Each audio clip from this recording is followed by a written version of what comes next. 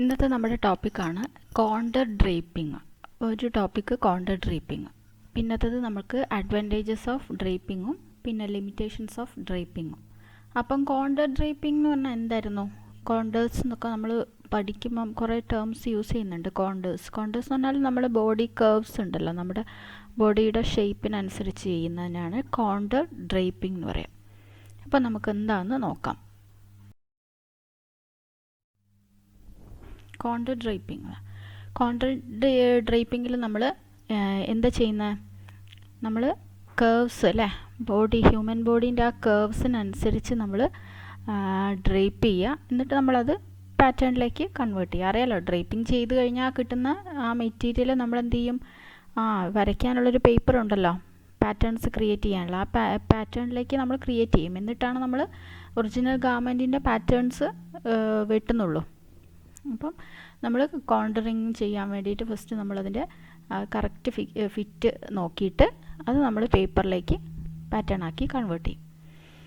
അപ്പോൾ ഇതിൽ എന്താണ് കോണ്ടർ ഡ്രേപ്പിങ്ങിൻ്റെ ഒരു ഇതെന്ന് പറഞ്ഞാൽ, നമ്മൾ ബസ്റ്റ് ലൈനും പിന്നെ ഷോൾഡർ ബ്ലേഡ്സും അവിടെയൊക്കെ നമുക്ക് കറക്റ്റായിട്ട് ടൈറ്റായിട്ട് ഫിറ്റ് ചെയ്തിട്ട് എടുക്കുക. അങ്ങനെ എടുക്കുമ്പോൾ നമ്മൾ ബോഡി കേർവ്സ് ഉണ്ടല്ലോ, നാച്ചുറൽ കേർവ്സ്, ഒരു ഹ്യൂമൻ ബോഡിയുടെ നാച്ചുറൽ കേർവ്സൊക്കെ നമുക്ക് അതിലേക്ക് കൊണ്ടുവരാൻ പറ്റും. അതായത് നമ്മളിപ്പം വെറുതെ ഹാങ് ചെയ്തിട്ട് കഴിഞ്ഞാൽ ലൂസായിട്ടുള്ള ഗാർമെൻറ്റ്സ് ആയി കിടന്നാൽ നമ്മുടെ കറക്റ്റ് കോണ്ടേഴ്സ് കിട്ടൂല. അപ്പോൾ അതിന് വേണ്ടിയിട്ടാണ് നമ്മൾ കോണ്ടർ ഡ്രേപ്പിംഗ് ചെയ്യുന്നത്. നമ്മൾ എംപയർ സ്റ്റൈലിലൊക്കെ അങ്ങനെ വരും. കാരണം നമ്മൾ ആ ഒരു ബസ്റ്റ്, അതായത് ചെസ്റ്റിൻ്റെ താഴെ മുതലാണ് നമുക്ക് ആ ഗാർമെൻറ്റിൻ്റെ സ്റ്റാർട്ട് ചെയ്യുന്നത്. അതുവരെ നമ്മൾ ടൈറ്റ് ഫിറ്റ് ആയിട്ടാണ് എംപയറിലൊക്കെ വരുന്നത്.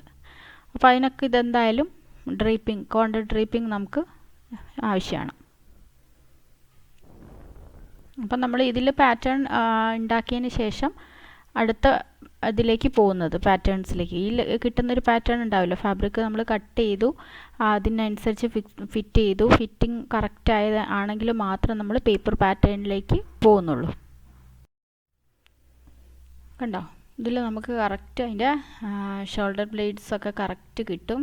പിന്നെ നമ്മുടെ ബോഡി കർവ്സ്, നമ്മുടെ ഒറിജിനൽ ബോഡി കർവ്സിനനുസരിച്ച് കണ്ട വേസ്റ്റൊക്കെ കറക്റ്റ് ഫിറ്റായിട്ട് നമുക്കിതിൽ കോണ്ടർ ഡ്രേപ്പിങ്ങിൽ ചെയ്യാൻ പറ്റും. ഡാർട്സ് ഉണ്ടെങ്കിൽ ഇവിടെ ഡാർട്സ് ഫ്രണ്ടിലുണ്ടാവും. നമ്മൾ പഠിച്ചിട്ടുണ്ട് അല്ലേ, ബോഡീസ് ബ്ലോക്കിൽ നമ്മൾ താഴെ നിന്ന് വരയ്ക്കുന്നതിന് വേസ്റ്റ് ലൈൻ ഡാട്ട്, സൈഡിൽ നിന്ന് സൈഡ് സീം ഡാട്ട്, പിന്നെ ഇവിടെ അണ്ടർ ആമിൻ്റെ അവിടെ നിന്ന് ആം ഹോൾ ഡാട്ട് വരയ്ക്കും.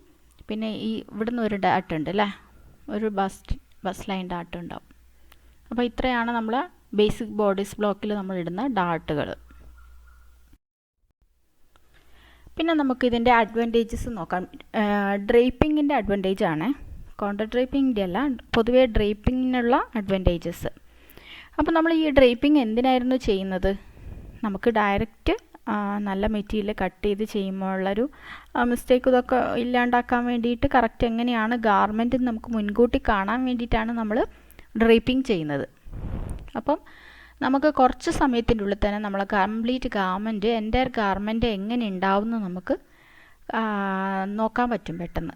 പക്ഷേ ഇതിൽ കുറേ ഡ്രോബാക്ക് ഉണ്ട്, ലിമിറ്റേഷൻസ് ഉണ്ട്, അത് അടുത്തതിൽ പറയാം. അപ്പോൾ ഇതിൽ നമ്മൾ വേറൊരു പ്രത്യേകത എന്താണെന്ന് വെച്ചാൽ, അഡ്വാൻറ്റേജ് എന്താണെന്ന് വെച്ചാൽ 3 ഡയമെൻഷണൽ വ്യൂ നമുക്ക് കിട്ടും അല്ലേ. ഫ്രണ്ട് കിട്ടും, സൈഡ് കിട്ടും, ബാക്ക് കിട്ടും, എല്ലാം നമുക്ക് കിട്ടും. പാറ്റേൺ വരയ്ക്കുകയാണെങ്കിലോ, നമ്മളിപ്പം ഫ്ലാറ്റ് പാറ്റേണും ഡ്രേപ്ഡ് പാറ്റേണും ആണല്ലോ, 2 ടൈപ്പ് പാറ്റേൺ. ഫ്ലാറ്റ് പാറ്റേൺ എന്ന് പറഞ്ഞാൽ ബ്രൗൺ പേപ്പറിൽ അല്ലെങ്കിൽ പാറ്റേൺ പേപ്പറിൽ വരയ്ക്കുന്നതാണ്. അപ്പോൾ അതിൻ്റെ ഒരു ഡ്രോബാക്ക് എന്താ, ഗാർമെൻറ്റിൻ്റെ ഫുൾ വ്യൂ എങ്ങനെ ഉണ്ടാവും നമുക്ക് അറിയാൻ പറ്റില്ല. പക്ഷേ ഡ്രേപ്പിങ്ങിൽ നമുക്ക് 3 ഡയമെൻഷണൽ വ്യൂ കിട്ടും നമുക്ക്. പിന്നെയോ, ഇത് ഡ്രസ് ഫോം എന്ന് പറയുന്ന ഏതെങ്കിലും ഒരു പെർട്ടിക്കുലർ സൈസ് സ്റ്റാൻഡേർഡിലായിരിക്കും. ആ മെഷർമെൻറ്റിനനുസരിച്ചിട്ടാണ് നമ്മൾ ഡ്രേപ്പിംഗ് ചെയ്യുന്നത്.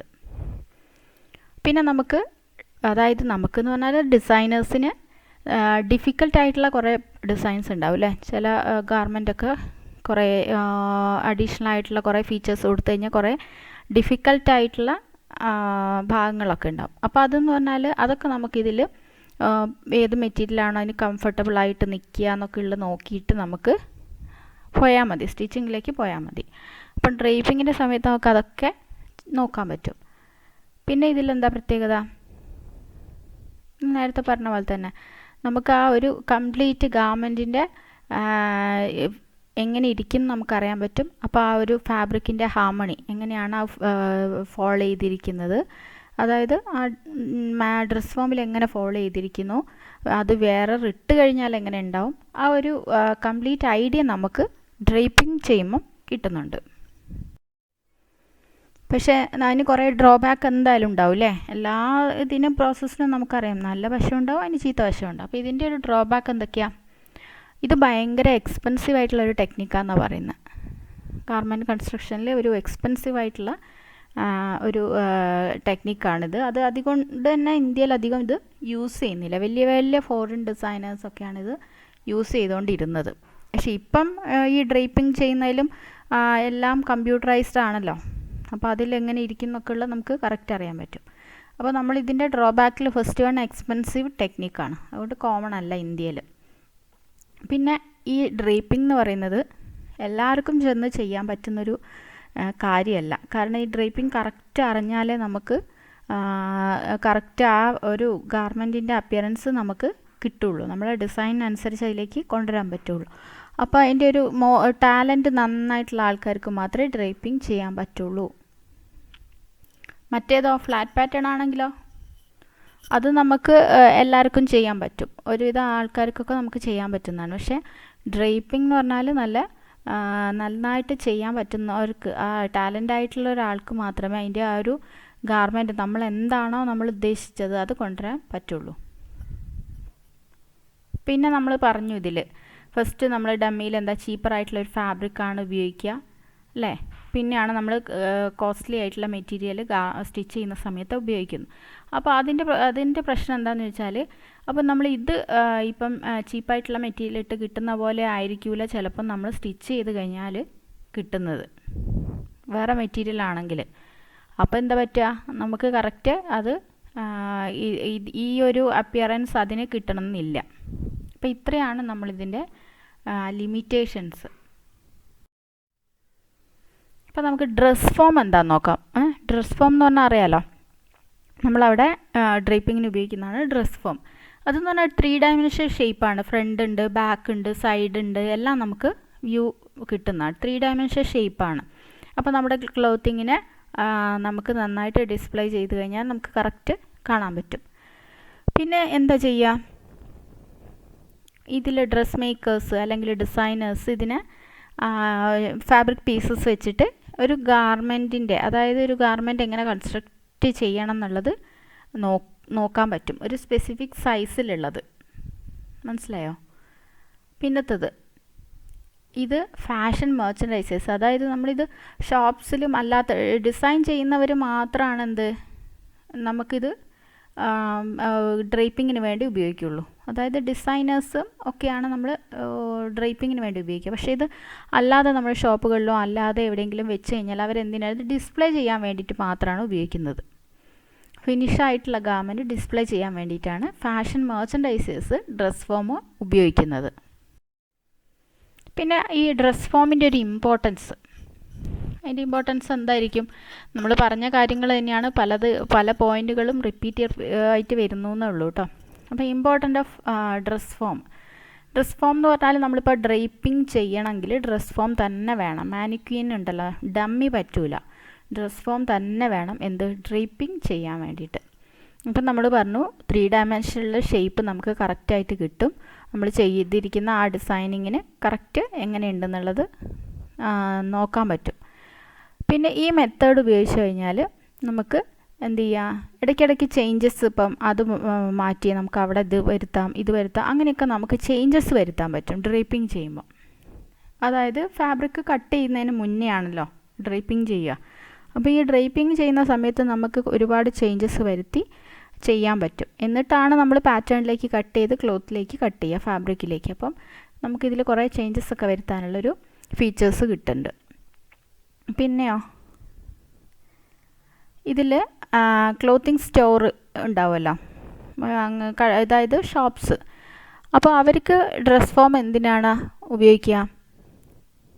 അവർ മാനിക്യൂന് പകരം, മാനിക്യൂൻ എന്ന് പറഞ്ഞാൽ ഡമ്മിക്ക് പകരം അവർ ഉപയോഗിക്കും. കാരണം എന്താണെന്ന് വെച്ചാൽ ഇതിൽ ഹെഡും ലിംബും കാലും നമ്മൾ ഡ്രസ് ഫോം കണ്ടിട്ടില്ലേ, കാലും ഹെഡ് ഒന്നും ഉണ്ടാവില്ല. അപ്പോൾ എന്താ പ്രശ്നം?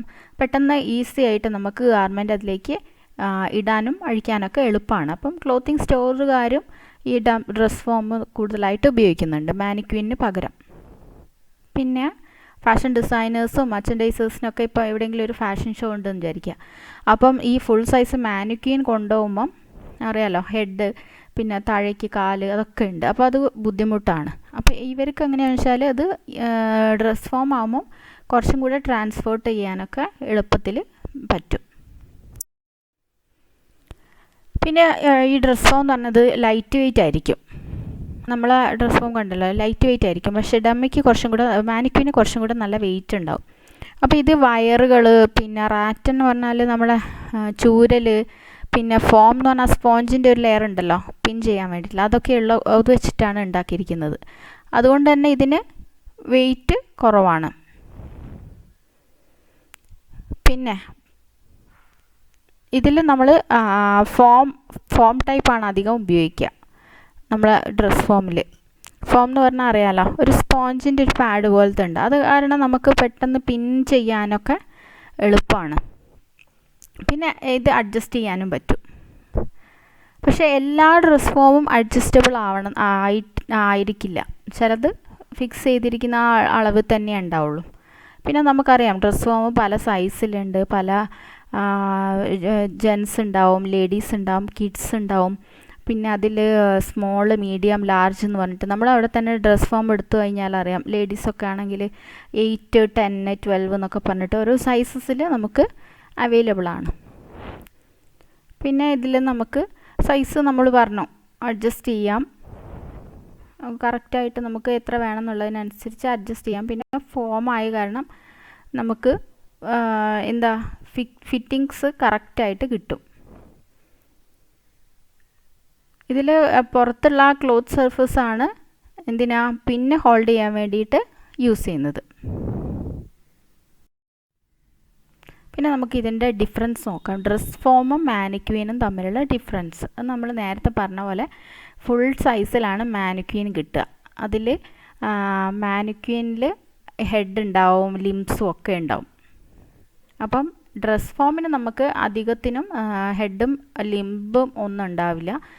പക്ഷേ ഉള്ളതുണ്ട് കേട്ടോ. നമുക്കിപ്പോൾ ലാബിൽ നോക്കി കഴിഞ്ഞാൽ അറിയാം ജെൻസിൻ്റെയൊക്കെ ഡ്രസ് ഫോം ഉണ്ട് അവിടെ അല്ലേ.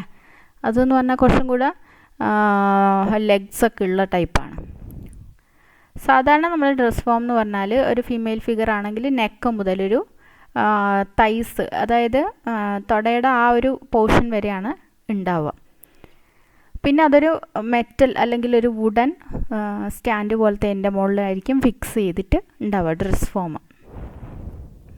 പിന്നെ മാനിക്യൂൻ എന്ന് പറഞ്ഞാൽ അറിയാമല്ലോ, ഹ്യൂമൻ ഒരു ഫിഗർ കംപ്ലീറ്റ് എങ്ങനെയുണ്ട് അതുപോലെ ആയിരിക്കും മാനിക്യൂൻസ് ഉണ്ടാവുക. അതെവിടെയാണ് സാധാരണ ഉപയോഗിക്കുക? നമ്മൾ ഷോപ്പുകളിലൊക്കെ അല്ലേ, ടെക്സ്റ്റൈൽ ഷോപ്സിലൊക്കെയാണ് നമ്മൾ മാനിക്യൂൻസ് അധികം ഡിസ്പ്ലേ ചെയ്യാൻ വേണ്ടിയിട്ടാണ് ഉപയോഗിക്കുക. ഡിസൈനിങ്ങിന് നമ്മൾ മാനിക്യൂൻസ് അധികം ഉപയോഗിക്കില്ല. കാരണം എന്താ, അതിലൊരു ഫോം ടൈപ്പ് ഇല്ല. അപ്പം നമുക്ക് ഗാർമെൻറ്റ് പിൻ ചെയ്ത് എടുക്കാനുള്ളൊരു ഫീച്ചർ മാനിക്യൂനിൽ ഇല്ലാത്ത കാരണം ഇതധികം ഡിസ്പ്ലേ ചെയ്യാൻ വേണ്ടി, ഗാർമെൻറ്റ് അല്ലെങ്കിൽ ഫാബ്രിക്കൊക്കെ ഡിസ്പ്ലേ ചെയ്യാൻ വേണ്ടിയിട്ടാണ് ഇത് മെയിനായിട്ടും ഉപയോഗിക്കുന്നത്. അപ്പോൾ ഇത്രയാണ് നമ്മുടെ ഡ്രേപ്പിങ്ങിൻ്റെ ടോപ്പിക്സ് വരുന്നത്. ഡ്രേപ്പിംഗ് ഇന്നത്തോടെ കഴിഞ്ഞു. Okay, thank you.